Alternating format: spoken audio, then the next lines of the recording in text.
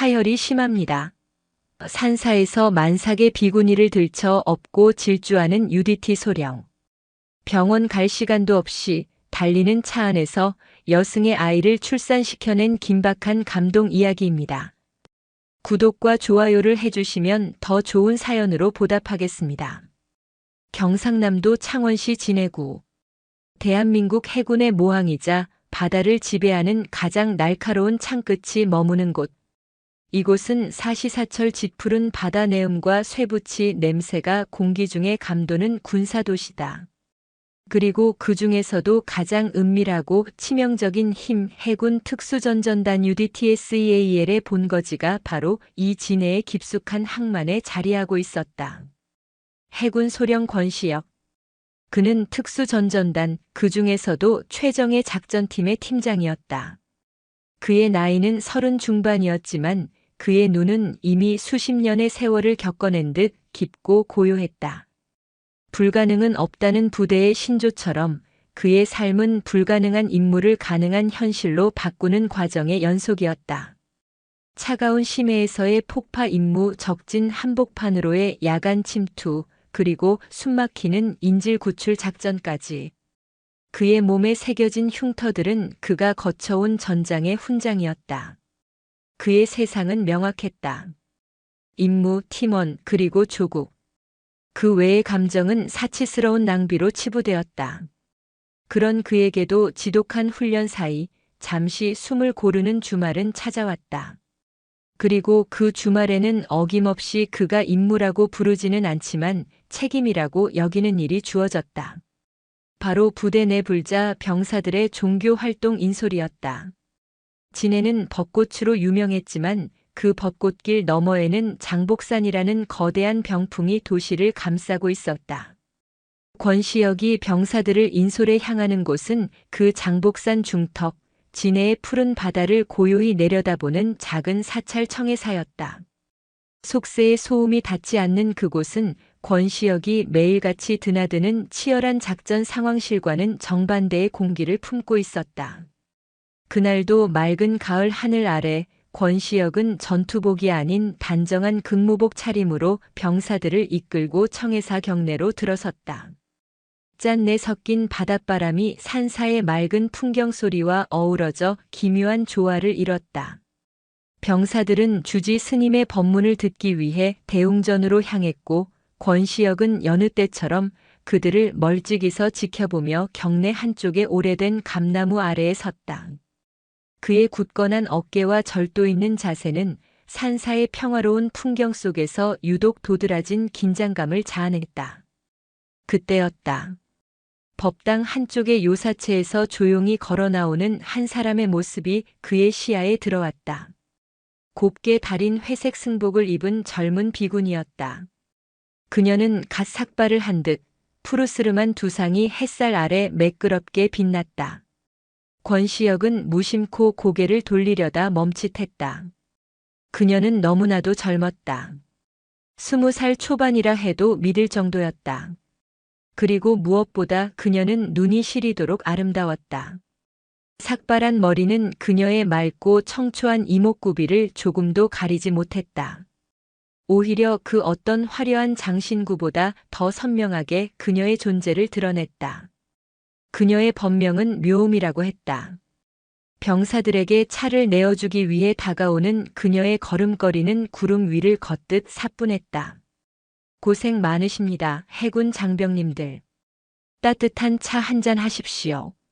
그녀의 목소리는 법명처럼 맑았으나 그 끝에는 미묘한 그늘이 드리워져 있었다.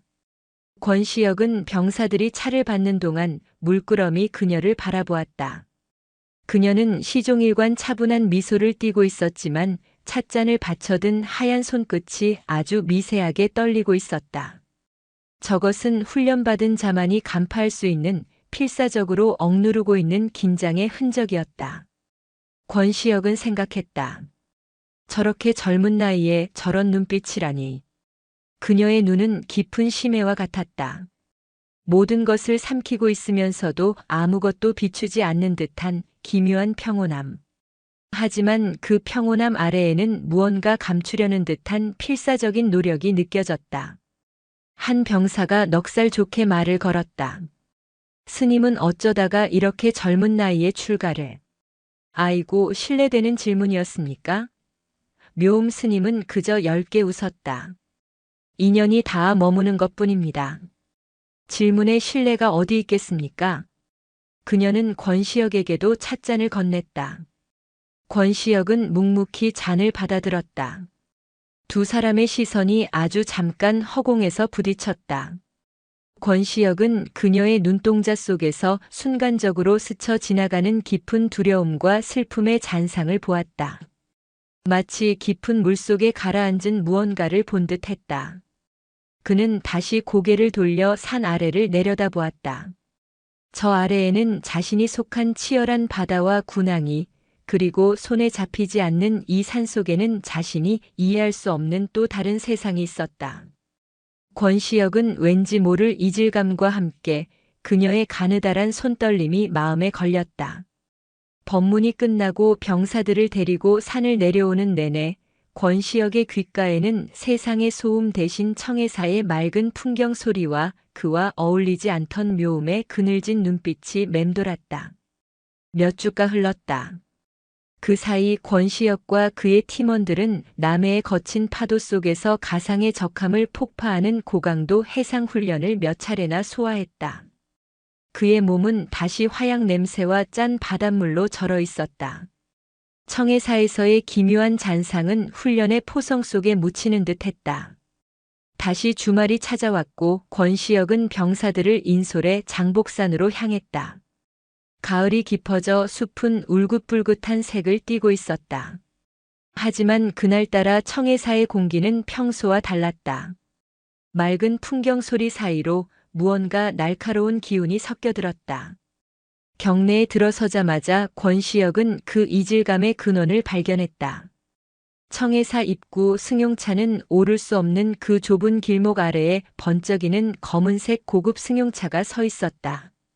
그리고 경내 한쪽 대웅전으로 향하는 돌계단 아래에서 낯선 실랑이가 벌어지고 있었다.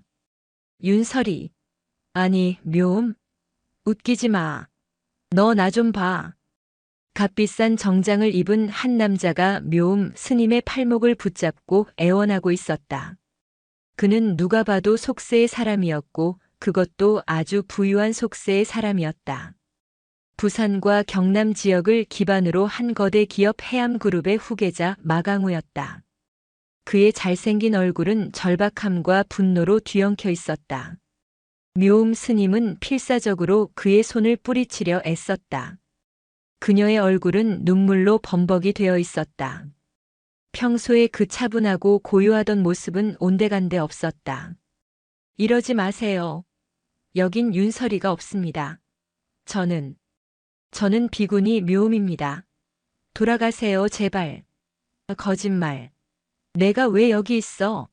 내가 어떻게 우리한테 이럴 수 있어? 모든 건 끝났어요.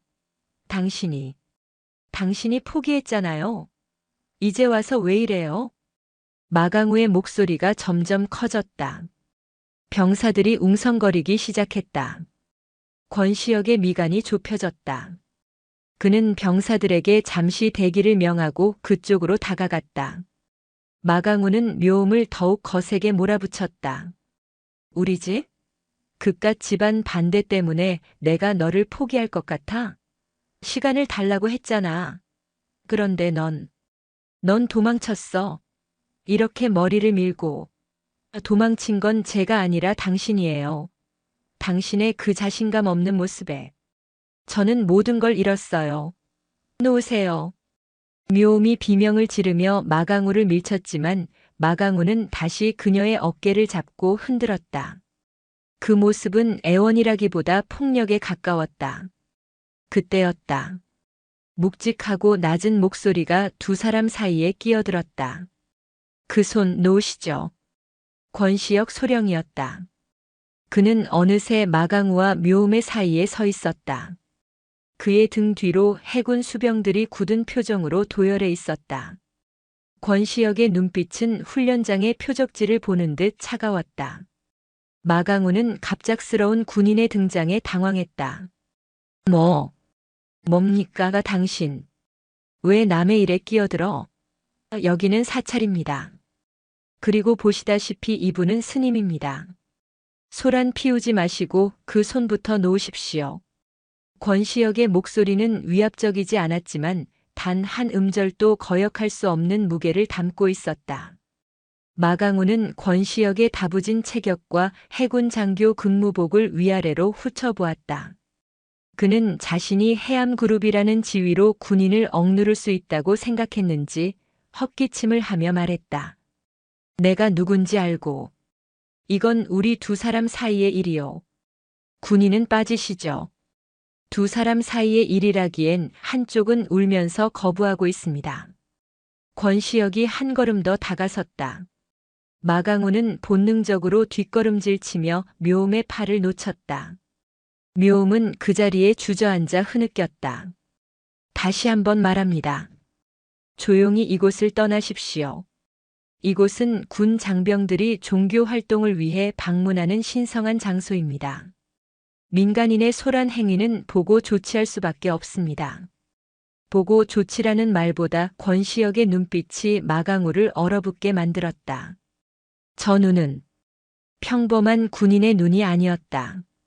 생사의 경계를 넘어본 자의 눈이었다. 마강우는 분노에 찬 숨을 몰아쉬었다. 그는 권시혁을 노려보다가 울고 있는 묘음을 바라보았다. 윤설이, 너 후회하게 될 거야. 반드시. 그 말을 끝으로 그는 돌아서서 황급히 산을 내려갔다. 마치 무언가에 쫓기듯 경내에는 다시 정적이 찾아왔다. 묘음의 흐느낌과 풍경 소리만이 그 정적을 채웠다. 권시혁은 말없이 자신의 근무복 상의 주머니에서 깨끗한 손수건을 꺼내 묘음에게 내밀었다. 묘음은 떨리는 손으로 그것을 받아들고 한참을 소리 죽여 울었다. 권시혁은 그저 묵묵히 그녀가 울음을 그칠 때까지 기다려주었다. 그녀의 슬픔이 이 고요한 산사를 가득 메우는 듯했다. 권시혁은 자신이 발을 디딘 이 세계가 자신이 알던 것보다 훨씬 더 복잡한 사연들로 얽혀 있음을 직감했다. 그날의 소동 이후 청해사에는 어색한 평화가 다시 찾아왔다. 마강우라는 남자는 다시 나타나지 않았다. 하지만 묘음 스님은 눈에 띄게 변해갔다. 이전에 그녀가 그늘진 평온함을 유지하려 애썼다면 이제는 그 평온함마저 무너져 내린 듯했다. 그녀는 법회에 잘 나타나지 않았고 가끔 마주칠 때면 권시혁과 병사들의 시선을 애써 피했다. 그녀의 얼굴은 날이 갈수록 창백해졌고 얇은 승복 위로 드러난 손목은 더욱 가늘어져 가는 듯했다. 권시혁은 부대로 복귀해서도 종종 그녀를 떠올렸다. 마강우가 외쳤던 말. 우리한테 이럴 수 있어. 그 우리라는 단어가 묘하게 마음에 걸렸다. 그런데 며칠 후 예상치 못한 일이 벌어졌다. 권시혁이 외출을 마치고 진해의 부대 정문으로 복귀하던 길이었다. 부대 앞을 서성거리던 낯익은 인형이 그의 차를 가로막았다. 마강우였다. 그는 며칠 전에 기세등등함은 온데간데 없고 수염도 깎지 못한 초췌한 모습이었다. 권소령님, 맞으시죠? 그는 권시혁의 계급을 정확히 알고 있었다. 할 말이 있습니다. 제발. 잠시만. 권시혁은 미간을 찌푸렸지만 그의 눈에서 절박함을 읽었다. 차에 타시죠. 두 사람은 부대 근처 진해루가 바라보이는 바닷가의 한적한 찻집으로 향했다. 차가운 바닷바람이 창을 때렸다. 무슨 일입니까? 마강우 씨. 권시혁이 먼저 입을 열었다. 저는 어떻게 해야 할지 모르겠습니다. 마강우는 테이블 위에 놓인 자신의 손만 내려다보았다. 설이. 아니, 묘음 스님은 저 때문에 저렇게 된 겁니다. 무슨 뜻입니까? 저희는 사랑했습니다. 하지만 저희 집안 해암그룹에서는 절대 허락하지 않았습니다. 서리는 평범한 집안의 딸이었으니까요. 아버지는 서리에게 온갖 모욕을 주며 헤어지라고 압박했습니다. 권시혁은 말없이 듣고만 있었다. 저는 싸운다고 했습니다. 하지만 아버지는 제 모든 카드를 정지시키고 서리의 가족들을 가만두지 않겠다고 협박했습니다. 저는 무서웠습니다. 그래서 서리에게 잠시만 기다려달라고 내가 힘을 키울 때까지만이라며 비겁하게 물러섰습니다. 마강우의 목소리가 떨려왔다. 그랬더니 서리가 사라졌습니다. 전화도 편지도 없이 몇 달을 미친 듯이 찾았습니다. 그리고 그렇게 청해사에서 머리를 민 모습으로 그는 머리를 감싸쥐었다. 권시혁은 차가운 찻잔을 바라보며 입을 열었다. 그래서 지금 나를 찾아온 이유가 뭡니까? 나에게 그녀를 설득해 달라는 겁니까? 아니면 당신의 아버지를 막아달라는 겁니까? 모르겠습니다. 그냥 당신이라면 그날 당신의 그 눈빛을 보니 당신은 나약한 저와는 다를 것 같아서 어떻게 해야 그녀를 구할 수 있는지 방법을 알 것 같아서. 권시혁은 고개를 돌려 창밖의 바다를 바라보았다. 해군 특수전전단의 훈련장이 있는 거친 바다였다. 마강우 씨. 네. 우리는 훈련을 받을 때 지옥주라는 것을 거칩니다. 일주일간 잠을 자지 않고 극한의 고통을 견뎌냅니다. 많은 이들이 포기합니다. 그들이 포기하는 이유는 육체의 한계 때문이 아닙니다. 정신의 한계 때문입니다. 이걸 견뎌도 의미가 있을까 하는 의심 때문이죠. 권시혁이 다시 마강우를 바라보았다. 당신은 지금 그 지옥주 한복판에 있습니다. 당신이 포기하고 물러선 순간 묘음 스님은 당신에게서 의미를 잃은 겁니다. 그래서 그녀는 도망친 겁니다. 당신의 집안이 무서워서가 아니라 당신의 나약함에 절망해서. 그의 말은 칼처럼 날카로웠다. 마강우는 고개를 들지 못했다. 상담을 원하셨습니까? 좋습니다. 이게 내 방식의 상담입니다. 권시혁이 몸을 앞으로 숙였다. UDT 대원은 임무 수행 시 장비나 환경을 탓하지 않습니다. 장애물을 극복하고 임무를 완수할 뿐입니다. 당신의 임무는 묘음 스님입니다. 당신의 장애물은 당신의 아버지와 해암그룹이죠. 나약하게 우는 소리 할 시간에 그 장애물을 극복할 작전 계획을 세우십시오. 작전 계획이요? 당신이 가진 무기가 뭡니까? 돈? 지위? 아니, 당신은 지금 아무것도 없지 않습니까? 그럼 맨몸으로 부딪혀야지. 당신이 그녀를 지킬 수 있다는 것을 당신의 아버지가 아니라 묘음 스님에게 증명해야 합니다. 그녀가 왜 머리를 밀면서까지 당신에게서 도망쳤는지 그 근본적인 이유를 해결하지 않으면 당신은 평생 그녀를 되찾지 못할 겁니다. 권시혁의 말은 위로가 아니었다. 그것은 냉철한 상황 판단이자 지휘관의 명령이었다. 마강우는 한참을 멍하니 앉아 있다가 무언가를 결심한 듯 자리에서 일어났다. 감사합니다. 소령님, 무슨 뜻인지 알겠습니다. 그는 엉망인 모습 그대로 찻집을 나갔다. 권시혁은 그가 나간 문을 바라보며 깊은 한숨을 내쉬었다. 시간은 속절없이 흘러 늦가을의 스산한 바람이 장복산을 감돌기 시작했다. 주말의 종교 행사는 계속되었다. 그날은 유독 바람이 세게 부는 날이었다. 법회를 마치고 병사들이 점심 공양을 받기 위해 줄을 서 있었다. 묘음 스님도 오랜만에 나와 다른 스님들을 도와 음식을 나눠주고 있었다. 그녀는 전보다 더 마른 듯 보였으나 어딘가 이상했다. 권시혁은 훈련으로 다져진 관찰력으로 그녀를 살폈다. 그녀의 걸음걸이가 미세하게 불안정했다. 또한 그녀는 자꾸만 허리 뒤쪽을 손으로 짚었다.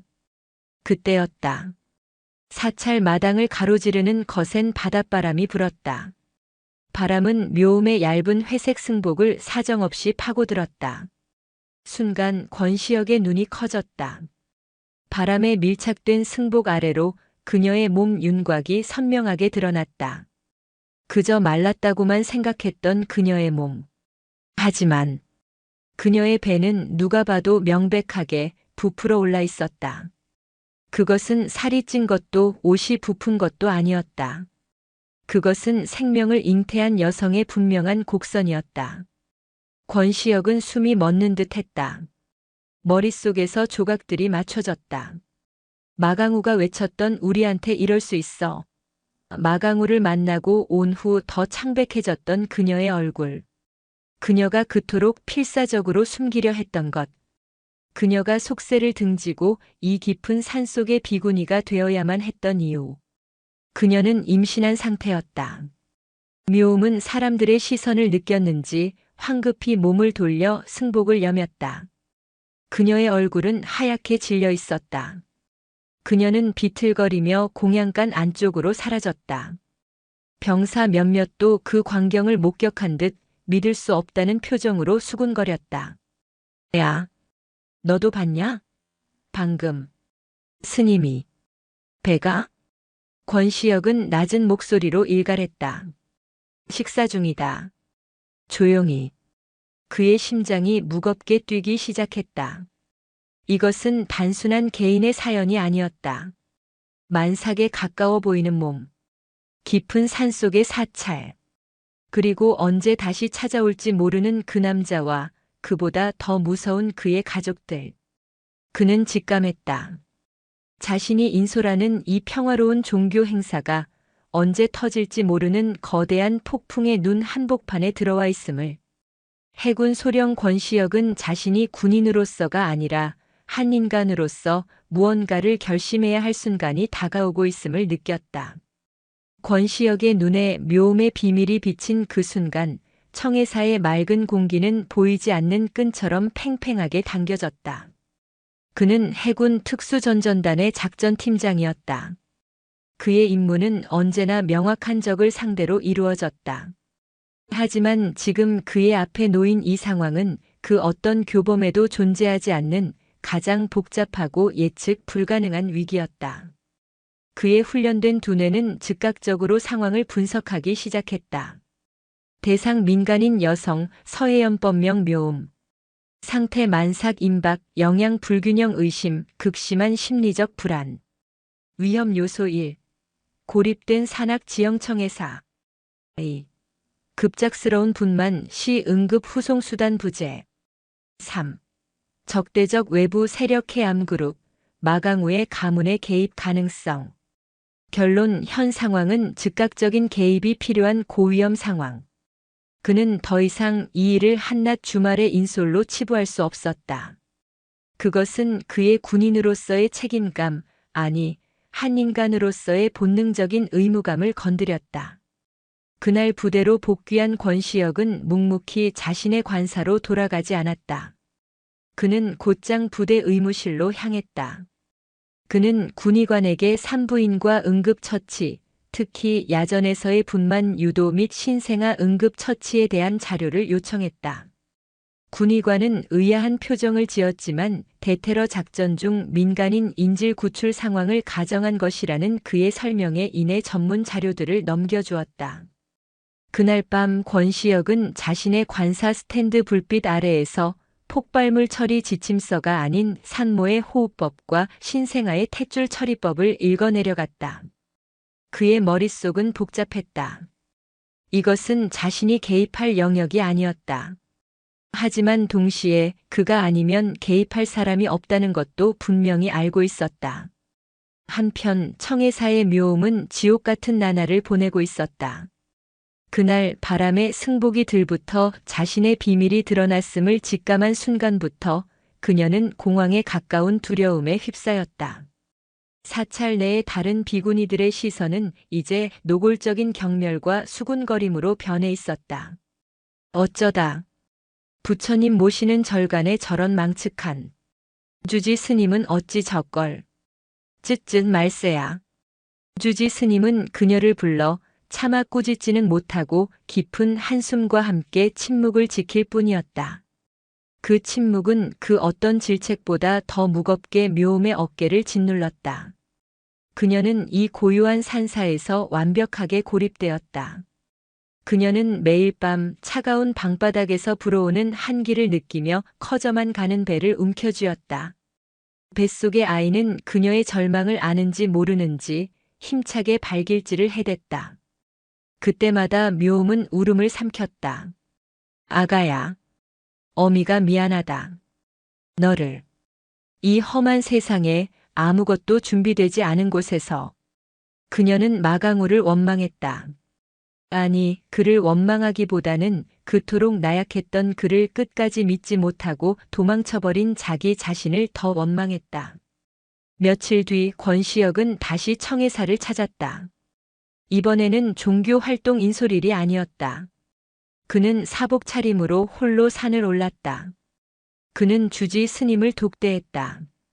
스님, 묘음 스님, 아니 서혜연 씨는 당장 병원으로 가야 합니다. 권시혁의 목소리는 단호했다. 주지 스님은 쓴 차를 들이켜며 고개를 저었다. 소령님, 어찌 속가의 일에 이리 깊이. 속가의 일이 아닙니다. 사람의 생명이 달린 일입니다. 저 상태로 저 산 위에서 아이를 낳는 것은 산모와 아이 둘 다를 위험에 빠뜨리는 행위입니다. 알고 있습니다. 허나, 주지 스님은 차마 말을 잇지 못했다. 허나 그 아이의 아비가 해암그룹의 마강우입니다. 그 집안에서 이 일을 알면 우리저리 이 산사가 결국 그것은 두려움이었다. 거대 자본의 힘에 대한 한 종교시설의 나약한 굴복이었다. 권시혁은 그들의 비겁함에 치가 떨렸지만 분노를 억눌렀다. 그렇다면 제가 제 선에서 조치하겠습니다. 주말마다 제가 인솔하는 병력들이 이곳에 옵니다. 그때까지만 스님께서 버텨주십시오. 그는 더 이상 사찰의 도움을 기대하지 않았다. 그는 자신의 작전 차량에 언제나 완벽하게 구비된 구급낭 외에 부대 의무실에서 가져온 응급분만 세트와 깨끗한 모포, 보온포를 추가로 실었다. 그는 최악의 시나리오를 대비하고 있었다. 그리고 그 최악의 시나리오는 마치 예정된 것처럼 찾아왔다. 초겨울의 문턱. 진해의 바다에서 불어오는 바람은 진해 똥바람이라는 악명답게 장복산을 면도날처럼 핥히고 지나갔다. 그날은 유독 하늘이 낮게 깔려 금방이라도 진눈깨비가 쏟아질 듯한 날씨였다. 권시혁은 병사들을 법당으로 들여보내고 자신은 굳은 얼굴로 경례를 지켰다. 그의 시선은 줄곧 묘음이 머무는 요사체를 향해 있었다. 묘음은 며칠째 방 밖으로 나오지 못했다. 이미 진통이 시작된 지는 한참이었지만 그녀는 그것이 가진통이라 애써 믿으며 고통을 참아내고 있었다. 그녀는 두려웠다. 이 절에서 쫓겨날까봐, 그리고 아무도 없는 곳에서 홀로 아이를 낳아야 한다는 사실이. 그녀는 이불을 물어뜯으며 주기적으로 밀려오는 고통의 파도를 견뎌냈다. 식은땀이 온몸을 적셨다. 안 되겠다. 권시혁은 더 이상 기다릴 수 없다고 판단했다. 그는 주지 스님의 만류도 뿌리치고 묘음의 방문을 향해 다가갔다. 묘음 스님, 접니다. 권시혁 소령입니다. 문 좀 여십시오. 그가 문고리를 잡고 흔들던 바로 그 순간이었다. 방 안에서 이불을 물어뜯는 신음 대신 무언가 툭 하고 터지는 듯한 소리와 함께 묘음의 날카로운 비명이 터져나왔다. 안 돼. 그녀의 양수가 터진 것이었다. 으악. 극심한 진통이 본격적으로 그녀를 덮쳤다. 묘음은 차가운 방바닥을 뒹굴며 비명을 질렀다. 빌어먹을. 권시혁은 더 이상 망설이지 않았다. 그는 자신의 어깨로 낡은 나무 문고리를 거세게 들이받았다. 쾅! 문이 부서지듯 열렸다. 방 안은 처참했다. 묘음은 흠뻑 젖은 승복 차림으로 방바닥에 쓰러져 있었고 이미 하열의 흔적까지 보이고 있었다. 순간 청해사의 고요는 산산조각 났다. 법당에서 뛰쳐나온 병사들은 얼어붙었고 스님들은 어쩔 줄 몰라하며 발만 동동 굴렀다. 권시역은 그 혼돈의 한가운데서 가장 침착했다. 그의 눈빛은 적진에 고립된 요인을 구출하는 작전 지휘관의 그것으로 변해 있었다. 그는 자신의 부사관인 한 중사에게 고함을 질렀다. 한 중사, 당장 119 호출해. 산모다. 양수 터지고 하열 시작됐다. 위치는 청해사. 그리고 즉시 기지작전 상황실에 연락, 작전 차량 산 입구로 즉각 출동 대기시키라고. 네, 알겠습니다. 김상병, 구급낭 가져와. 보온포랑 모포 전부. 권시역은 쓰러진 묘음에게 다가갔다. 그녀는 고통과 공포로 거의 의식을 잃어가고 있었다. 스님, 정신 차리십시오. 괜찮습니다. 내가 당신을 병원으로 데려갈 겁니다. 그는 망설임 없이 자신의 두꺼운 해군 점퍼를 벗어 그녀를 감쌌다. 그리고는 그녀를 안아들 준비를 했다.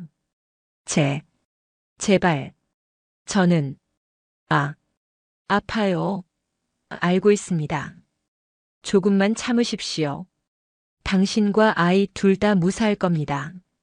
그의 낮은 목소리에는 그 어떤 불확실함도 흔들 수 없는 절대적인 확신이 담겨 있었다.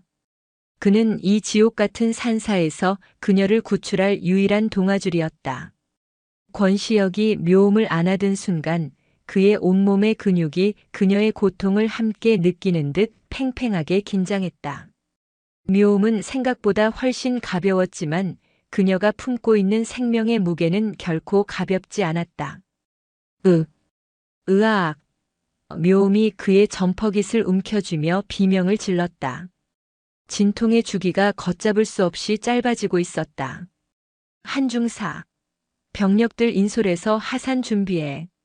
주지 스님 뒤처리를 부탁드립니다. 권시역은 더 이상 스님들의 눈치를 보지 않았다. 그는 지금 이 순간 이 산사에서 유일한 법이었다. 그는 묘음을 아는 채 조금의 망설임도 없이 산을 내려가기 시작했다. 장복산의 중턱에서 입구까지 이어진 숲길은 일반인에게는 고즈넉한 산책로였지만 지금 그에게는 장애물이 가득한 전장이었다. 그의 군화가 젖은 낙엽을 밟으며 거칠게 울렸다. 며칠 전 내린 비로 인해 돌계단은 축축하고 미끄러웠다. 하지만 권시역의 걸음은 한치의 흔들림도 없었다. 해군 특수전전단의 지옥주 훈련. 100kg이 넘는 고무보트를 머리에 이고 갯벌을 내달리던 그 지독한 훈련은 바로 이런 순간을 위한 것이었다. 그의 허벅지 근육이 비명을 질렀지만 그의 보폭은 일정했다. 그는 정확하게 무게 중심을 이동시키며 미끄러운 길을 뛰어내려갔다. 추워요. 묘음이 고통 속에서 떨기 시작했다. 이미 양수와 피로 젖은 그녀의 몸에서 체온이 급격히 떨어지고 있었다. 거의 다 왔습니다. 정신 놓으면 안 됩니다. 권시역은 그녀를 고쳐 안으며 자신의 체온이 조금이라도 더 전달되도록 그녀를 가슴에 밀착시켰다. 묘음은 거의 의식이 없는 와중에도 자신을 안고 뛰는 이 낯선 군인의 심장 소리를 들었다. 그것은 거칠고 빠르게 뛰고 있었지만 그 어떤 소리보다도 든든하고 규칙적이었다. 그는 뛰는 와중에도 한 손으로 휴대전화를 꺼냈다. 액정은 이미 땀과 빗방울로 얼룩져 있었다. 그는 단축키에 저장해 두었던 번호를 눌렀다. 찻집에서 만났던 그 나약한 남자의 번호였다. 신호음이 몇 번 가다가 당황한 목소리가 들려왔다. 여보세요? 권소령님? 마강우였다. 마강우 씨. 권시역의 목소리는 산길을 내달리는 거친 숨소리 사이에서도 얼음장처럼 차가웠다. 지금 당장 창원으로 와야겠습니다. 네. 창원이요? 무슨 윤설이 씨가, 아니, 묘음 스님이 지금 아이를 낳으려 합니다. 수화기 너머로 쿵 하는 소리와 함께 마강우의 숨이 멎는 소리가 들려왔다. 뭐라고요? 지금, 어디요? 마강우의 목소리가 경악으로 뒤집혔다. 내가 청해사에서 그녀를 구출했습니다. 지금 산을 내려가는 중입니다. 하혈이 심합니다. 하혈. 진해 해군병원에는 산부인과 응급시설이 부족합니다. 가장 가깝고 시설이 좋은 삼성창원병원 응급실로 갑니다. 지금 내 위치에서 20분 내로 주파합니다. 권시혁은 마치 작전 브리핑을 하듯 빠르고 정확하게 상황을 전달했다. 나는 아버지가 알면. 마강우의 목소리에서 여전한 두려움이 묻어나왔다. 권시혁은 그 순간 분노가 치밀어 오르는 것을 느꼈다. 마강우 씨. 그의 목소리가 지옥의 심연처럼 낮아졌다. 내가 찻집에서 뭐라고 했습니까? 당신의 임무가 뭐라고 했습니까? 당신의 아내가 그리고 당신의 아이가 지금 죽어가고 있습니다. 그런데도 당신은 아버지 타령입니까? 당신이 아버지가 무서워 망설이는 이 순간에도 나는 당신의 아내와 아이를 구하기 위해 뛰고 있습니다. 당신은 아버지입니까? 아니면 그저 아들입니까? 선택하십시오. 권시혁은 대답을 기다리지 않고 전화를 끊어버렸다. 마침내 산 입구에 다다랐다. 그의 지시대로 해군 특수전전단 마크가 선명한 검은색 작전 차량이 엔진 소리를 울리며 대기하고 있었다. 운전병이 뒷문을 활짝 열었다.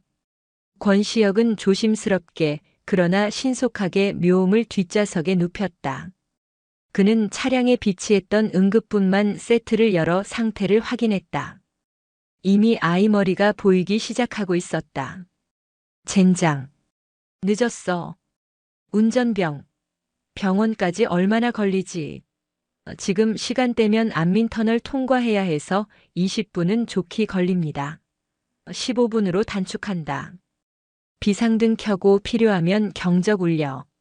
모든 책임은 내가 진다. 충성. 차량이 거칠게 시동을 걸며 흙먼지를 일으키고 출발했다.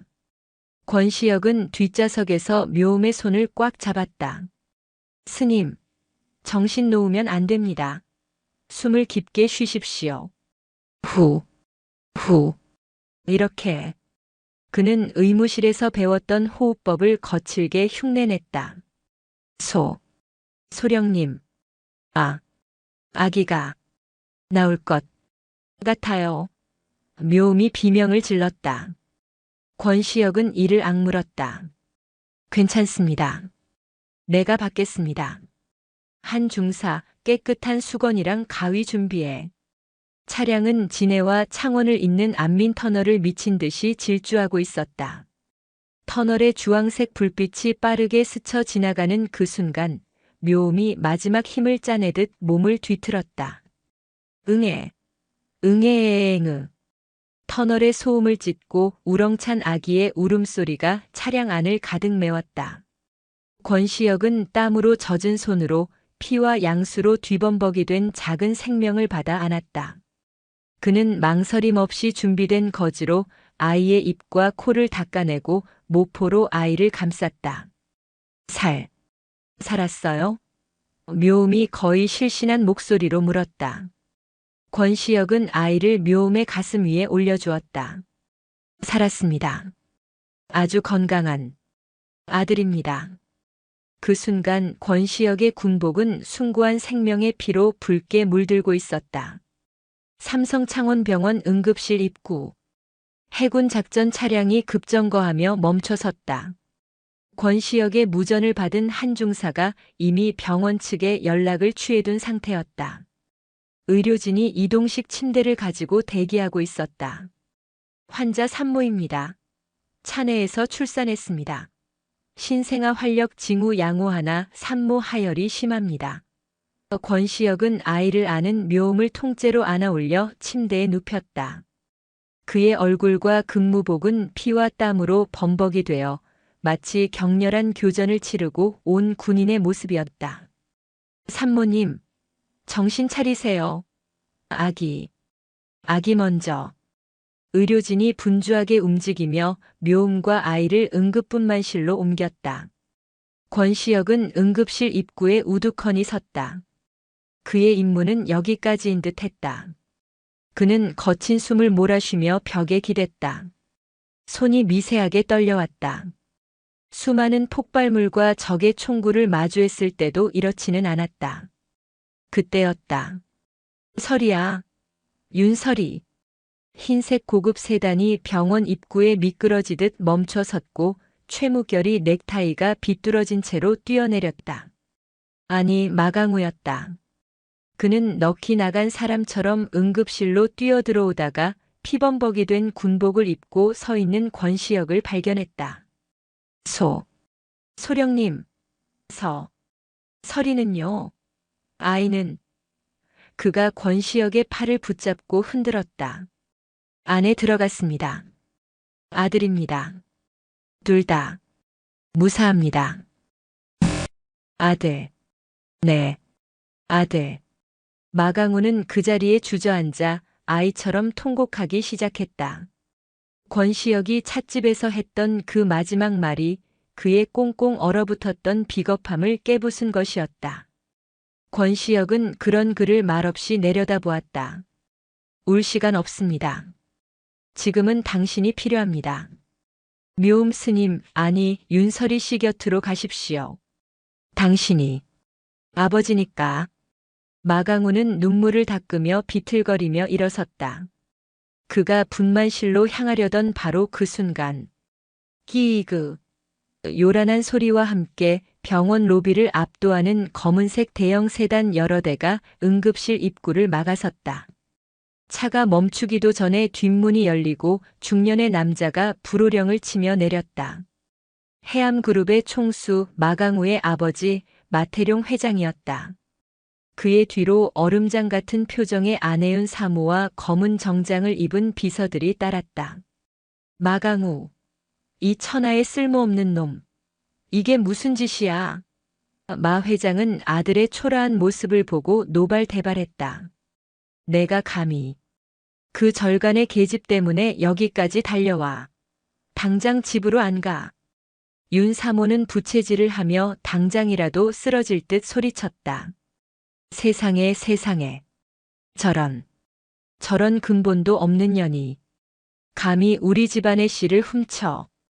그들은 마강우를 밀치고 응급분만실 쪽으로 거침없이 걸어왔다. 비서들이 앞을 막는 병원 관계자들을 밀어붙였다. 비키시오. 우리가 이 병원 이사장하고도 막역한 사이야.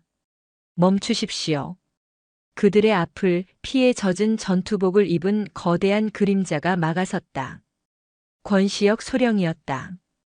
그는 벽에서 등을 떼고 그들의 앞을 가로막았다. 마 회장의 비서가 권시혁을 밀치려 했다.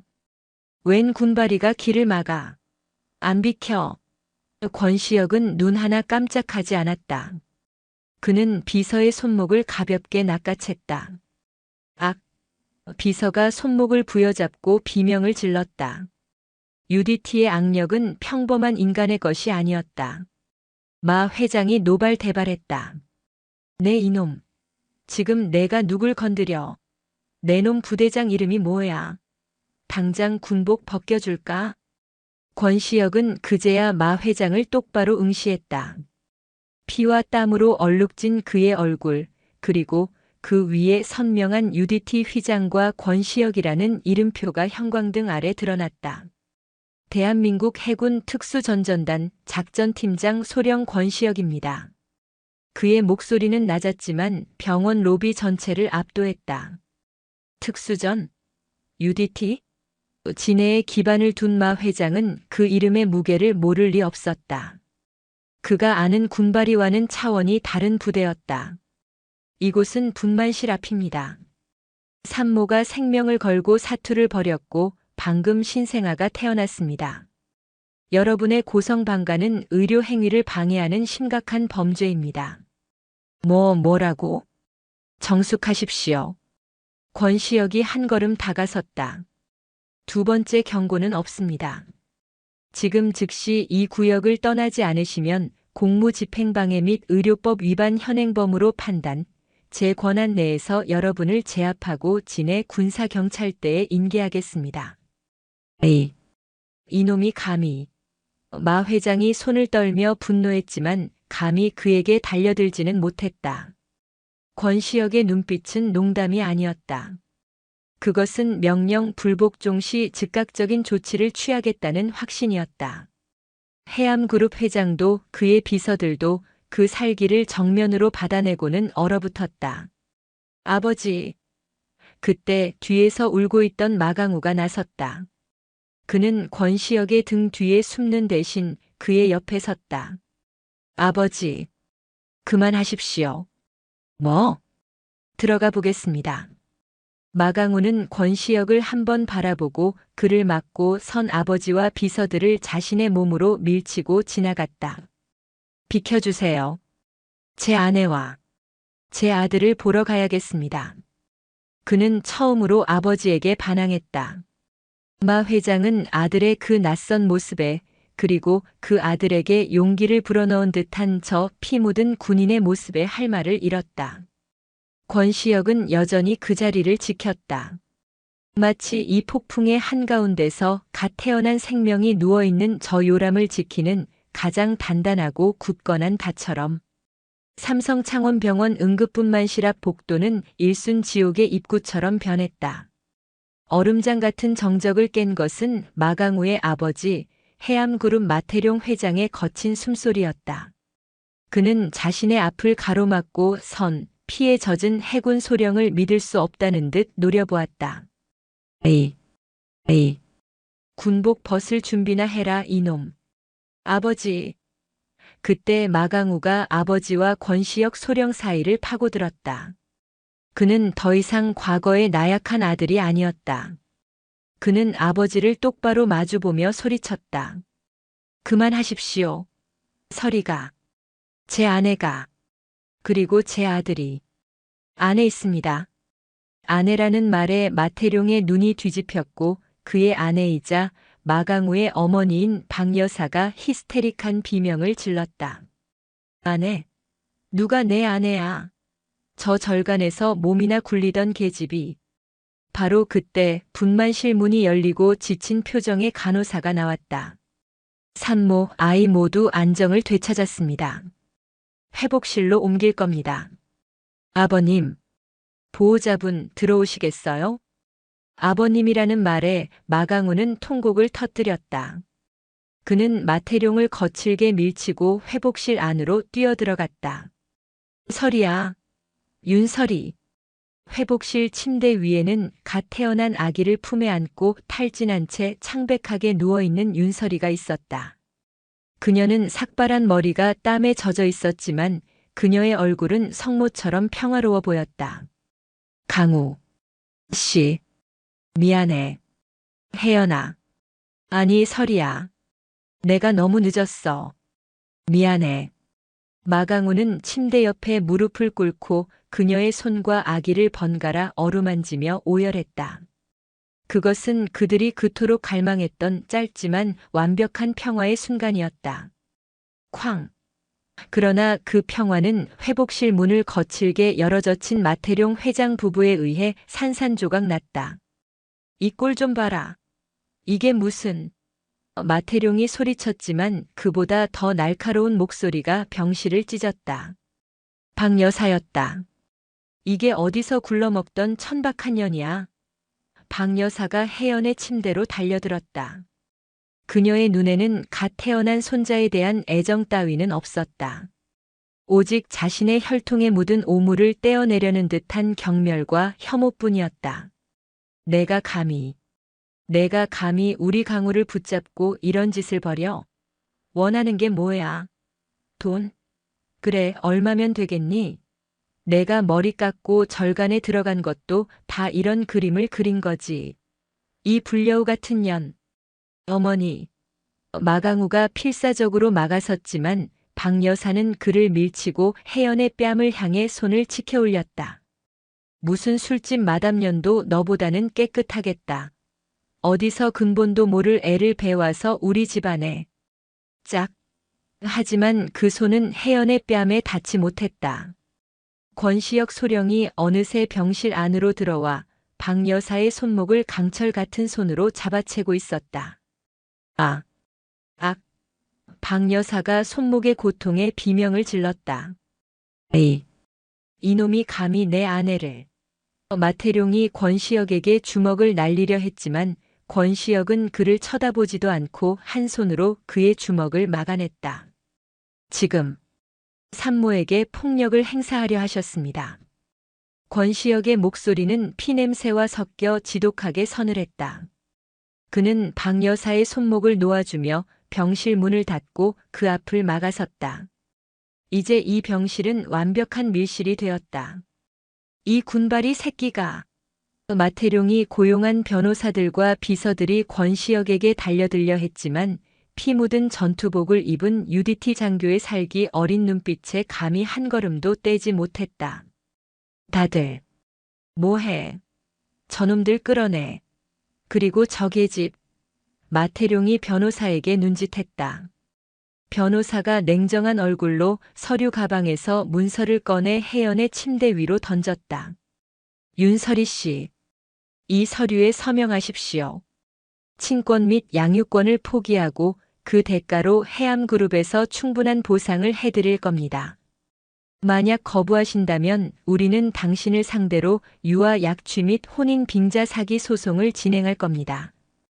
이 아이가 마강우 씨의 아이라는 증거도 없지 않습니까? 그것은 협상이 아니었다. 통보였고 인격 말살이었다. 혜연은 아기를 필사적으로 품에 더 깊이 끌어안았다. 그녀는 너무 지쳐서 대꾸할 힘도 없었다. 그저 눈물만 하염없이 흘렀다. 싫어요. 뭐라고? 싫다고 했습니다. 혜연이 젖은 목소리로 하지만 단호하게 소리쳤다.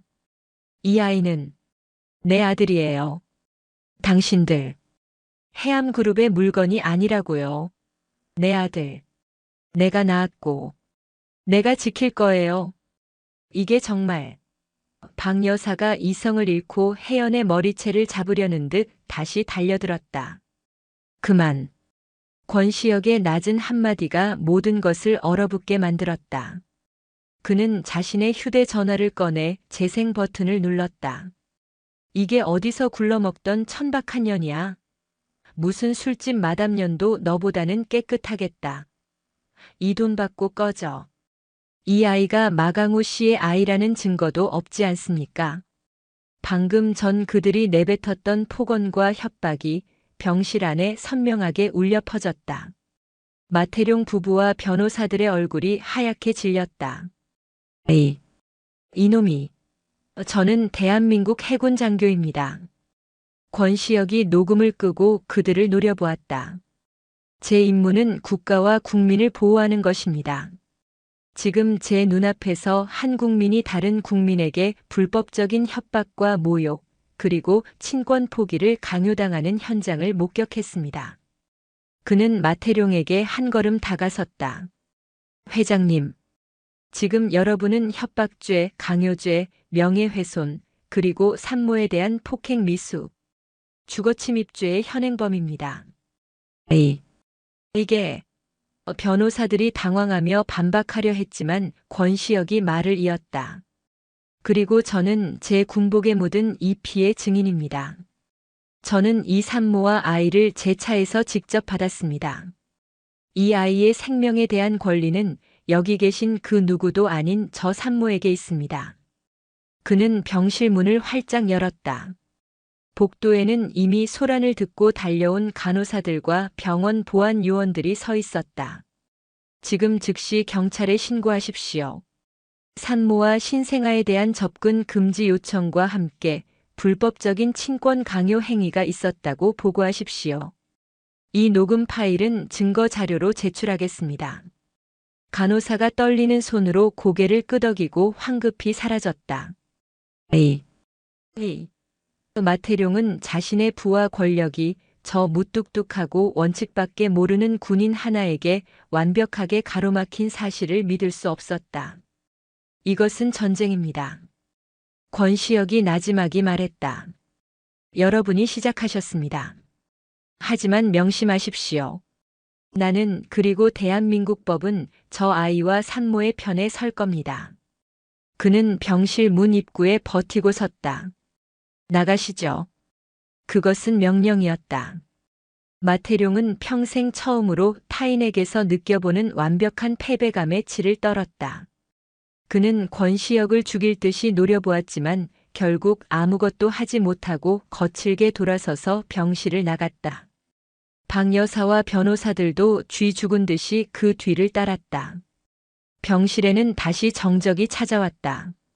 혜연의 흐느낌과 아기의 칭얼거리는 소리, 그리고 마강우의 거친 숨소리뿐이었다. 마강우는 권시혁의 젖은 등을 바라보았다. 저것이 자신이 평생 가지지 못했던 책임이라는 것의 무게였다. 삼성창원병원의 하룻밤은 폭풍 전야처럼 지나갔다. 권시혁 소령은 날이 밝을 때까지 병실 앞 복도를 떠나지 않았다. 그의 피 묻은 근무복은 그 자체로 누구도 넘을 수 없는 경계선이었다. 마태룡 회장이 고용한 사설 경호원들은 감히 그가 지키는 선을 넘지 못했다.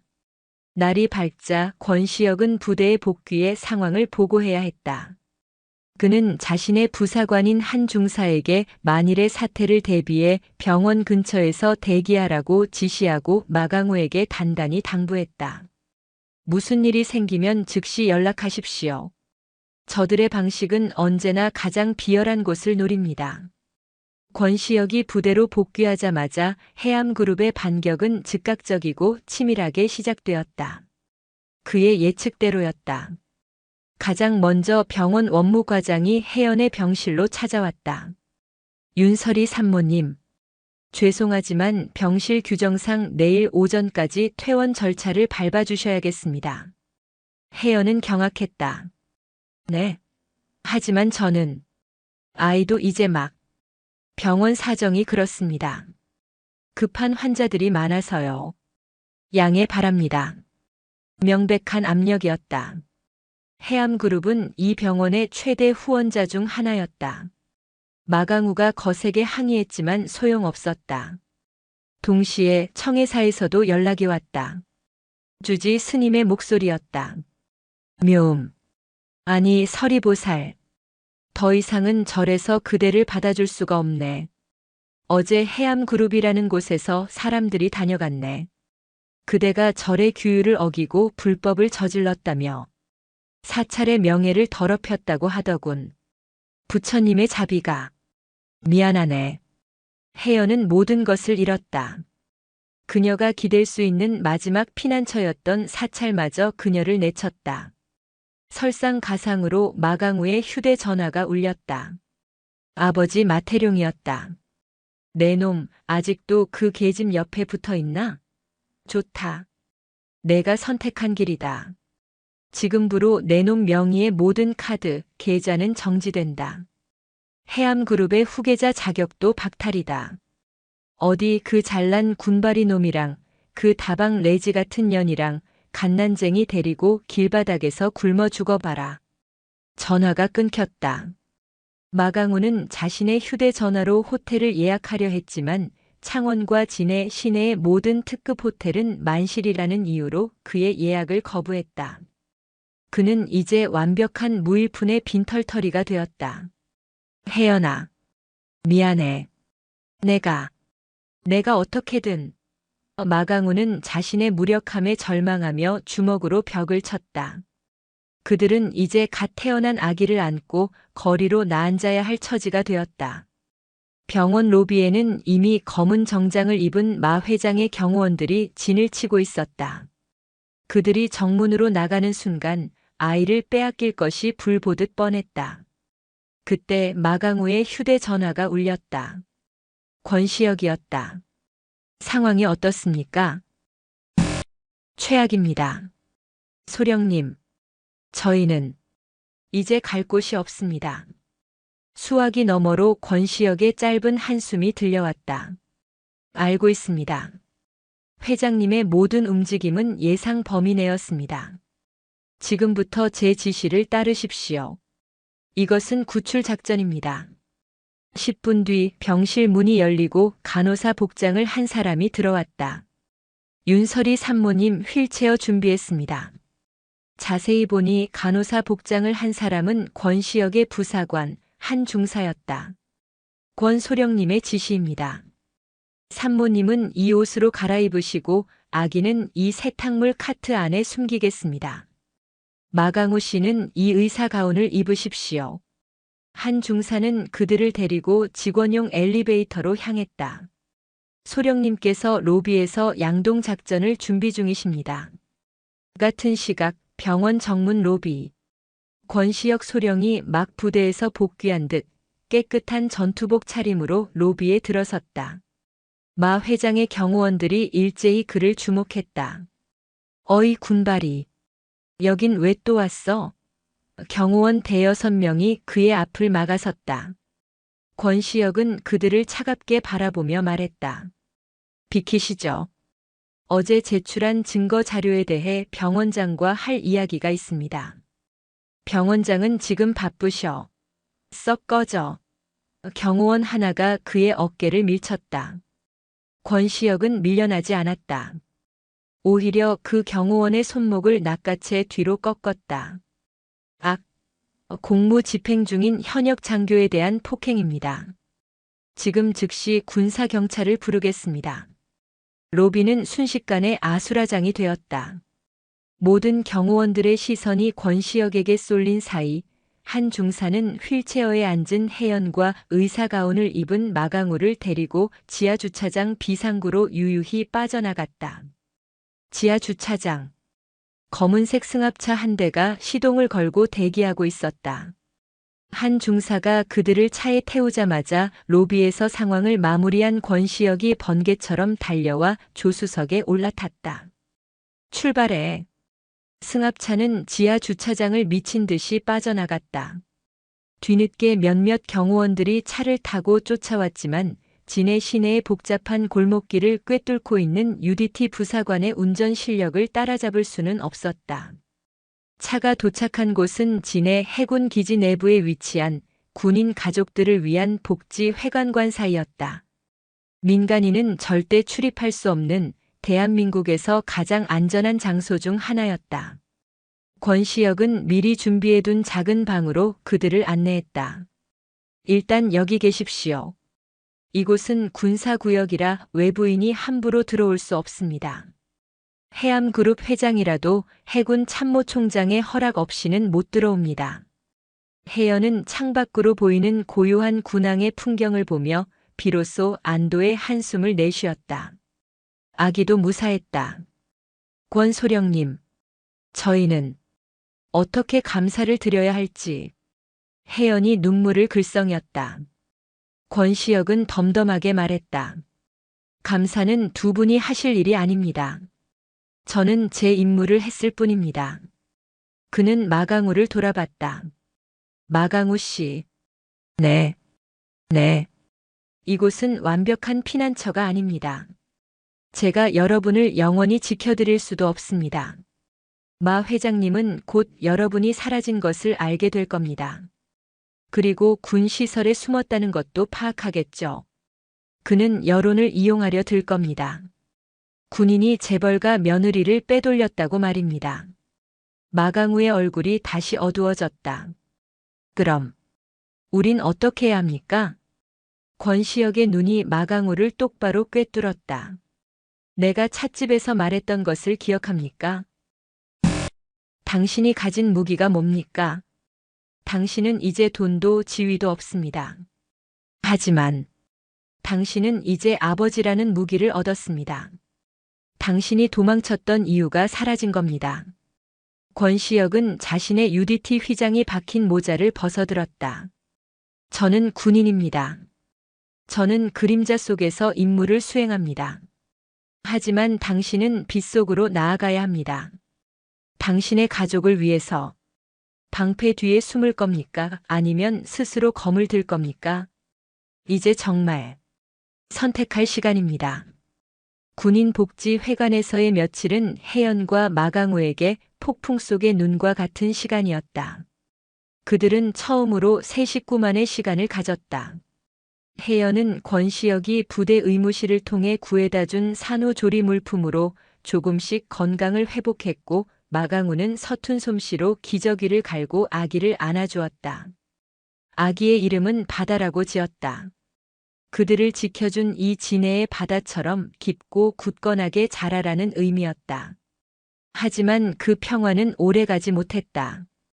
권시혁의 예측대로 마태룡 회장의 분노는 하늘을 찔렀다.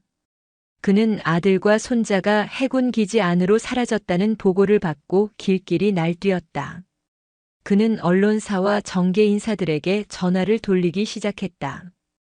해군 특전사 소령, 재벌가 며느리 빼돌려 감금 군부대의 비도덕적 민간인 개입, 이대로 괜찮은가? 자극적인 제목의 기사들이 인터넷을 통해 조금씩 새어나오기 시작했다. 아직은 권시혁의 실명이나 특수전전단이 거론되지는 않았지만 시간 문제였다. 권시혁의 직속 상관인 특수전전단장 준장으로부터 호출이 왔다. 권소령. 전단장실의 무거운 공기 속에서 별을 단 지휘관이 입을 열었다. 자네가 한 일 보고받았네. UDT의 명예를 걸고 한 생명을 구한 자네의 행동은 칭찬받아 마땅하네.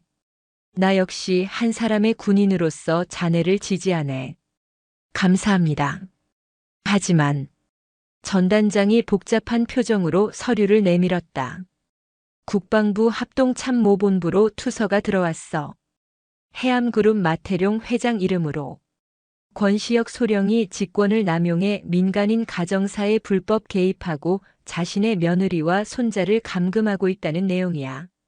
상부에서는 당장 그들을 내보내라고 압박이 들어오고 있어. 미안하네만. 내일 오전까지야. 군은 민간인의 분쟁에 직접 개입할 수 없네. 알겠습니다. 권시혁은 무거운 마음으로 그들의 방을 찾았다. 이야기는 들었습니다, 소령님. 마강우가 먼저 입을 열었다. 그는 며칠 사이에 완전히 다른 사람이 되어 있었다. 두려움에 떨던 눈빛은 사라지고 무언가를 결심한 자의 단단함이 자리 잡고 있었다. 저 때문에 권 소령님께 피해를 드릴 수는 없습니다. 마강우 씨, 혜연이와 바다는 제가 지키겠습니다. 그는 혜연의 손을 굳게 잡았다. 혜연도 그런 그를 믿음직스럽게 바라보며 고개를 끄덕였다. 내일 아버지께 연락할 겁니다. 만나자고. 마강우가 권시혁을 바라봤다. 그리고 권 소령님께 마지막 부탁이 있습니다. 그 자리에 저와 함께 가주실 수 있겠습니까? 싸우기 위해서가 아닙니다. 제가 도망치지 않도록 제 용기의 증인이 되어 주십시오. 권시혁은 말없이 마강우를 바라보다가 천천히 고개를 끄덕였다. 알겠습니다. 기꺼이. 다음 날 부산 해운대 해암그룹 본사. 마천루의 최상층에 위치한 회장 집무실. 거대한 책상 뒤에 앉은 마태룡은 불타는 눈으로 문을 노려보고 있었다. 그의 옆에는 아내 박 여사와 법무팀 변호사들이 도열해 있었다. 문이 열리고 마강우가 들어섰다. 그리고 그의 뒤를 따라 전투복이 아닌 모든 훈장이 빛나는 해군 정복 예복 차림의 권시혁 소령이 들어섰다. 마태룡의 눈이 경악으로 물들었다. 에이, 이게 무슨 짓이냐? 감히 군복을 입고 내 사무실에. 권시혁은 조금의 동요도 없이 마태룡을 향해 완벽한 거수 경례를 붙였다. 필승. 대한민국 해군 소령 권시혁. 마강우 씨의 요청으로 이 자리에 증인으로 참석했습니다. 그의 절도 있는 동작과 목소리는 방 안의 공기를 순식간에 장악했다. 증인? 웃기지 마라. 마태룡이 책상을 내리쳤다.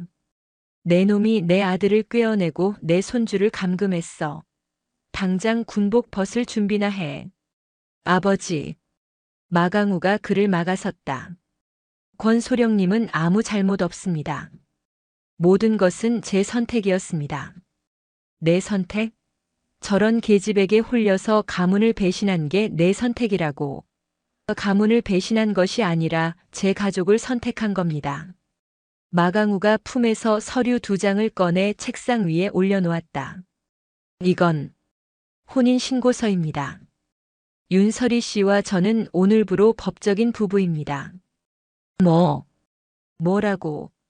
박 여사가 뒷목을 잡고 쓰러지려 했다. 그리고 이것은 마강우가 2번째 서류를 내밀었다. 제 사직서입니다. 오늘부로 해암그룹 후계자 자리에서 물러나겠습니다. 방 안에는 숨막히는 정적이 흘렀다. 마태룡은 아들의 얼굴을 믿을 수 없다는 듯 바라봤다. 너 지금 제정신이냐? 이 모든 걸 전연 하나 때문에 포기하겠다고. 포기하는 것이 아닙니다. 마강우의 목소리는 차분했다. 아버지께서는 제게 돈과 권력을 주셨지만 그것들을 어떻게 써야 하는지는 가르쳐 주시지 않았습니다. 그것으로 사람을 어떻게 짓밟는지만 보여주셨죠. 그는 권시혁을 한번 흘낏 보았다. 저는 권소령님을 통해 명예가 무엇인지 배웠고 혜연이를 통해 사랑이 무엇인지 배웠습니다. 그리고 제 아들 바다를 통해 책임이 무엇인지 배웠습니다. 저는 아버지의 돈이 없으면 아무것도 아닌 존재가 아닙니다. 저는 윤설이의 남편이고 마바다의 아버지입니다. 그것만으로 충분합니다. 마태룡은 분노를 넘어선 허탈감에 빠졌다. 그가 평생을 바쳐 이룩한 제국이 그가 가장 경멸했던 감정 따위 앞에서 무너져 내리고 있었다. 그는 마지막 발악처럼 권시혁을 노려봤다. 내 놈이 다 망쳤어. 내가 내 놈 군 생활을. 그때 권시혁이 품에서 작은 녹음기 하나를 꺼내 책상 위에 올려놓았다. 회장님, 이것은 삼성창원병원 회복실에서 녹음된 파일입니다. 박 여사님께서 산모에게 술집 마담년 천박한년이라며 폭언을 하시고 회장님께서 친권 포기를 강요하시는 내용이 담겨 있습니다. 그는 또 다른 서류철을 꺼냈다. 이것은 병원 지하 주차장에서 회장님의 경호원들이 산모와 신생아를 탈취하려다 저지당한 정황 보고서입니다. 병원 내부 영상 자료도 확보했습니다. 마지막으로 그는 자신의 휴대전화를 들었다. 그리고 이것은 회장님께서 국방부에 저를 음해하기 위해 넣으신 각종 투서와 언론사의 압력을 행사한 통화 내역의 사본입니다. 군 정보부대를 통해 합법적으로 수집했습니다. 변호사들의 얼굴이 백지장이 되었다. 권소령. 마태룡의 목소리가 떨리고 있었다. 저는 여러분과 싸우고 싶지 않습니다. 권시혁이 조용히 말했다. 마강우 씨와 윤설이 씨 그리고 마바다 군은 그저 가족으로 살아가고 싶을 뿐입니다. 회장님께서 이들을 가족으로 받아들이신다면 이 모든 자료는 오늘 이 자리에서 폐기될 것입니다. 그것은 협박이 아니었다. 선택이었다. 하지만 만약 회장님께서 계속해서 이들을 위협하고 제 명예를 훼손하려 하신다면 권시혁의 눈이 UDT의 검은 잠수경처럼 빛났다. 저는 제 모든 것을 걸고 이 자료들을 세상에 공개할 것입니다. 해암그룹이 한 산모와 갓 태어난 생명에게 무슨 짓을 했는지, 그리고 대한민국 해군의 명예를 어떻게 짓밟았는지. 체크메이트. 마태룡은 거친 숨을 몰아쉬었다. 그는 평생을 승리자로 살아왔다. 하지만 지금 그의 앞에는 돈도 권력도 통하지 않는 명예라는 이름의 거대한 파도가 서 있었다. 그는 결국 무너져 내렸다. 나가. 당장. 내 눈앞에서 사라져. 마강우는 아버지에게 깊이 고개를 숙였다. 건강하십시오, 아버지. 마강우와 권시혁은 집무실을 나왔다. 복도를 걸어 나오는 마강우의 어깨는 그 어느 때보다 당당하고 굳건했다. 그는 마침내 자신의 두 발로 선 것이었다. 회사 로비. 권시혁은 마강우에게 거수 경례를 했다. 이제 제 임무는 끝났습니다. 마강우 씨. 마강우는 경례 대신 권시혁의 손을 굳게 잡았다. 아닙니다. 권소령님. 당신은 제게 새로운 삶을 주셨습니다. 이 은혜는 평생 잊지 않겠습니다. 권시혁은 엷은 미소를 지었다. 강한 아버지가 되십시오. 그것이 저에게 보답하는 유일한 길입니다. 시간은 차가운 겨울 바다를 몇 번이나 휘감아 돌았고 장복산을 핥히던 진해 똥바람도 어느덧 봄의 기운을 머금고 부드러워지기 시작했다. 권시혁 소령이 피에 젖은 군복을 입고 한 생명을 받아 안았던 그날로부터 100일이라는 시간이 흘렀다. 경랑의 한복판에 섰던 인물들의 삶도 거친 파도가 지나간 뒤의 바다처럼 새로운 고요를 찾아 자리를 잡아가고 있었다. 경상남도 창원시 진해구. 해군 기지가 한눈에 내려다 보이는 하지만 그 화려한 군항의 불빛에서는 조금 비껴난 오래된 언덕길의 작은 다세대 주택. 그곳 2층의 작은 방에서 맑은 아기의 웃음소리가 창밖의 바다 내음과 함께 흘러나왔다. 바다야 우리 아들. 아이고 시원해. 아빠가 목욕시켜주니까 좋아. 삭발했던 머리가 어느새 어깨에 닿을 만큼 자라 단정한 단발이 된 윤설이가 아기 욕조에서 첨벙거리는 아들을 보며 환하게 웃었다. 그녀는 더 이상 그늘진 얼굴의 비군이 묘음이 아니었다. 창백했던 뺨에는 건강한 혈색이 돌았고 모든 것을 체념했던 눈에는 어머니라는 이름의 강인한 빛이 서려 있었다. 방 안은 비좁았다. 값비싼 가구 하나 없었고 벽지조차 세월의 흔적을 고스란히 담고 있었다. 하지만 방 안을 가득 채운 것은 가난의 냄새가 아니라 따뜻한 밤 냄새와 젖비린내, 그리고 새 식구의 웃음소리였다. 자, 다 씻었다. 우리 아들 세상에서 제일 멋진 사나이 되자. 현관문이 열린 것도 아니었다. 욕실에서 우통을 벗어젖힌 마강우가 젖은 아기를 큰 수건으로 감싸 안고 나왔다. 그의 모습은 부산 해운대 마천루를 호령하던 해암그룹의 후계자와는 완전히 달랐다. 값비싼 정장과 매끈했던 피부 대신 그의 팔뚝과 어깨는 거친 노동으로 다져진 근육이 자리 잡고 있었다. 매끈하던 손에는 밧줄에 쓸린 상처와 굳은 살이 선명했다.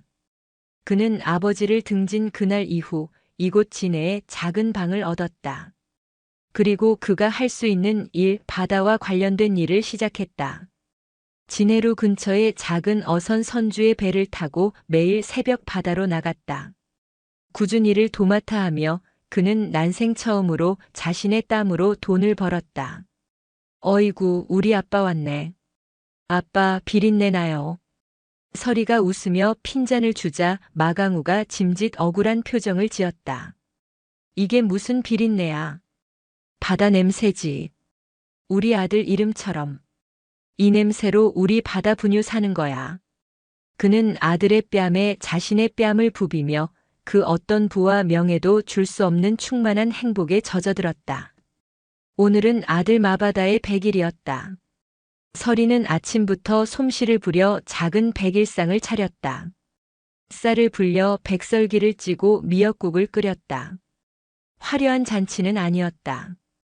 그저 세 식구가 모여 앉아 한 생명이 무사히 100일을 맞이했음을 축하하는 소박한 자리였다. 정말 꿈만 같아 설이야. 마강우가 밥을 한술 뜨며 말했다.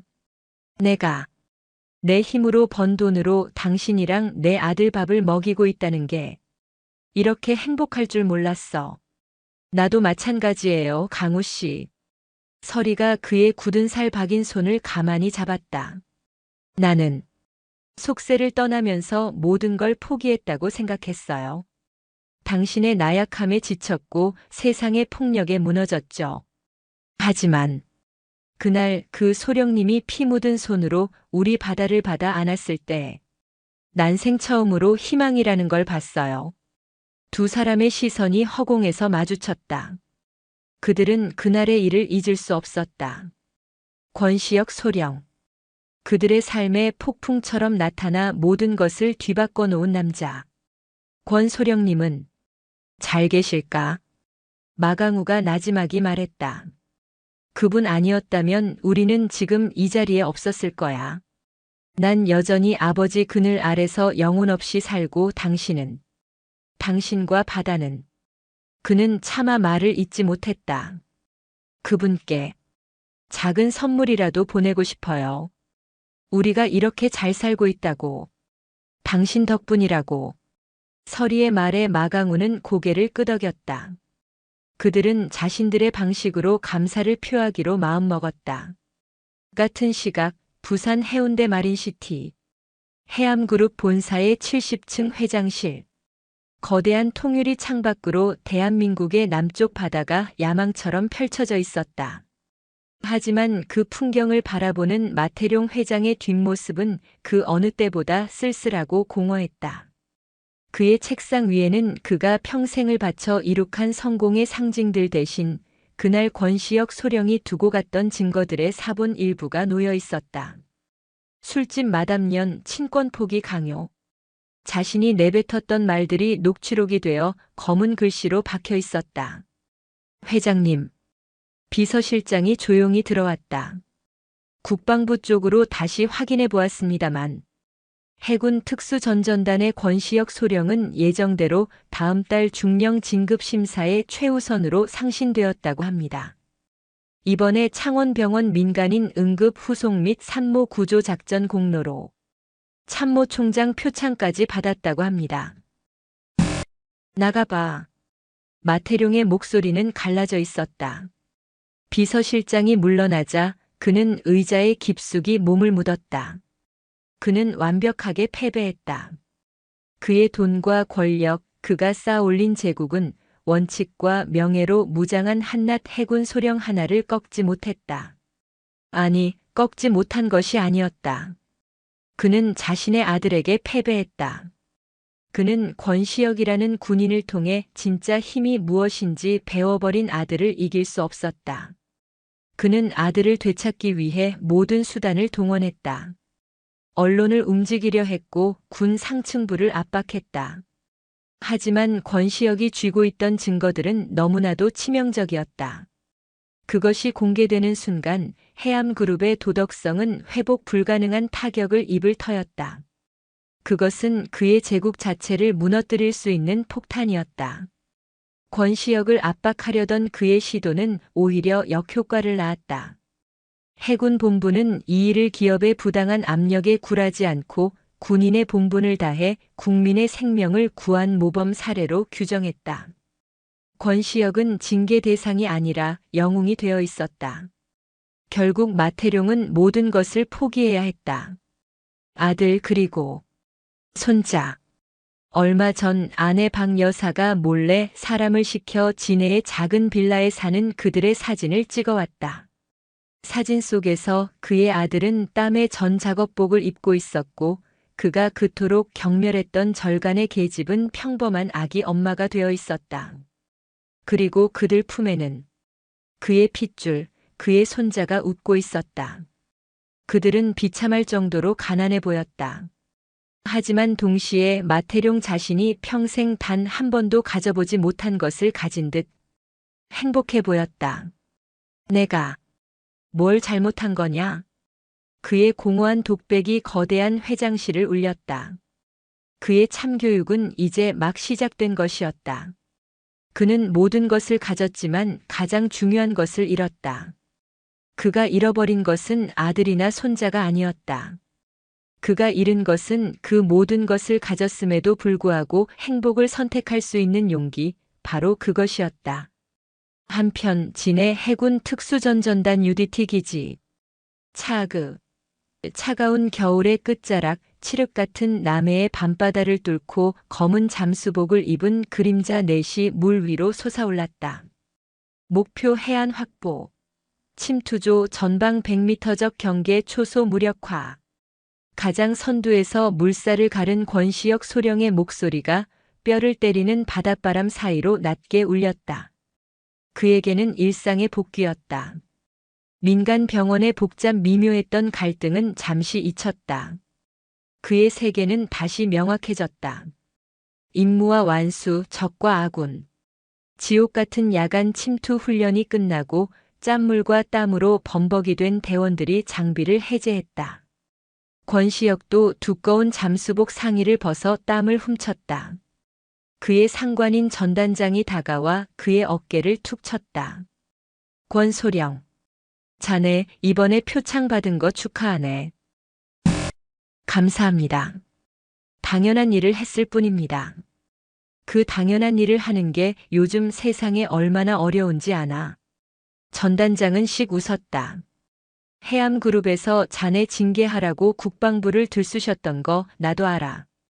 근데 자네가 확보한 그 증거들 말이야. 그거 보고 위에서도 입을 싹 닫았더군. UDT의 명예를, 해군의 명예를 지켜줘서 고맙다, 권소령. 권시혁은 그저 묵묵히 고개를 숙였다. 그날 저녁 훈련을 마친 권시혁이 자신의 독신 장교 숙소로 돌아왔다. 그의 방은 여전히 모든 것이 정돈되어 있었다. 책상 위에는 군사작전 지도와 전술 서적만이 가득했다. 그런데 그 위에 낯선 소포가 하나 놓여 있었다. 권시혁 소령님께. 발신인은 마강우 윤설이라고 적혀 있었다. 권시혁은 조심스럽게 상자를 열었다. 상자 안에는 갓 쪄낸 듯 따뜻한 온기가 남은 백설기 한 상자와 작은 편지 봉투 그리고 사진 한 장이 들어 있었다. 그는 사진을 먼저 집어들었다. 낡은 벽지를 배경으로 소박한 백일상 앞에 세 사람이 웃고 있었다. 땀에 전 듯 보이지만 그 누구보다 당당해 보이는 마강우, 단발머리가 제법 잘 어울리는 윤설이, 그리고 그들 품에 안겨 세상 모르고 잠든 아기 마바다. 권시혁은 자신도 모르게 입가에 희미한 미소를 지었다. 그는 편지를 펼쳤다. 서리에 단아한 글씨체였다. 권시혁 소령님께. 저희가 누구인지 기억하실지 모르겠습니다. 오늘은 저희 아들 바다의 100일입니다. 이 모든 것이 소령님 덕분이라는 것을 알기에 이 기쁨을 가장 먼저 나누고 싶었습니다. 저는 한때 세상의 모든 빛을 등지고 그림자 속으로 숨어들려 했습니다. 하지만 소령님은 저를 그 그림자 속에서 꺼내 생명이라는 가장 눈부신 빛을 마주하게 해주셨습니다. 소령님께서 제게 보여주신 것은 단순한 구조가 아니었습니다. 그것은 한 인간이 다른 인간을 위해 어디까지 책임질 수 있는지 보여주신 숭고한 용기였습니다. 다음은 마강우의 전보다 훨씬 힘이 들어간 글씨체로 이어졌다. 소령님, 저는 평생을 아버지의 그림자 속에서 두려워하며 살았습니다. 하지만 소령님의 그 피 묻은 등을 보며 저는 처음으로 제 두 발로 서는 법을 배웠습니다. 지금 저는 이곳 진해의 작은 부두에서 일합니다. 비록 가진 것은 없지만 매일 땀 흘려번 돈으로 제 가족을 지킬 수 있다는 사실에 감사합니다.